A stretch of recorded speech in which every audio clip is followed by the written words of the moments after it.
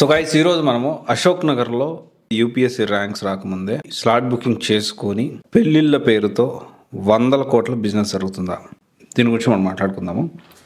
And ఇక్కడ ఇది చాలామంది స్టూడెంట్స్ కూడా తెలియదు. అండ్ ఎవరైతే ర్యాంకర్స్ కాబోతున్నారో, ఎవరైతే ర్యాంక్స్ తెచ్చుకోబోతున్నారో, అంటే దీని గురించి వాళ్ళు ఆలోచిస్తారు అనే ఉద్దేశంతో మాత్రమే నేను ఇది చేస్తూ ఉన్నాను.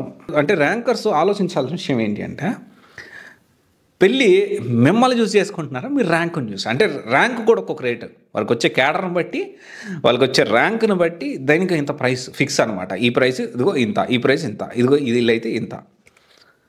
ఎట్టుపోతున్నాం మనము. అండ్ ఇక్కడ ప్రతి ఒక్క యూపీఎస్సీ ర్యాంకరు ఈ విషయం ఆలోచించాలి. స్టీల్ ఫ్రేమ్ ఆఫ్ ఇండియా, మీరు రోల్ మోడల్, సమాజానికి రోల్ మోడల్. 100 కోట్లకి, లేకపోతే 100 కోట్లు ఉండొచ్చు, 50 కోట్లు ఉండొచ్చు, 10 కోట్లు ఉండొచ్చు, 5 కోట్లు ఉండొచ్చు, అమ్ముడు పోయే ఐటెం కాదు కదా.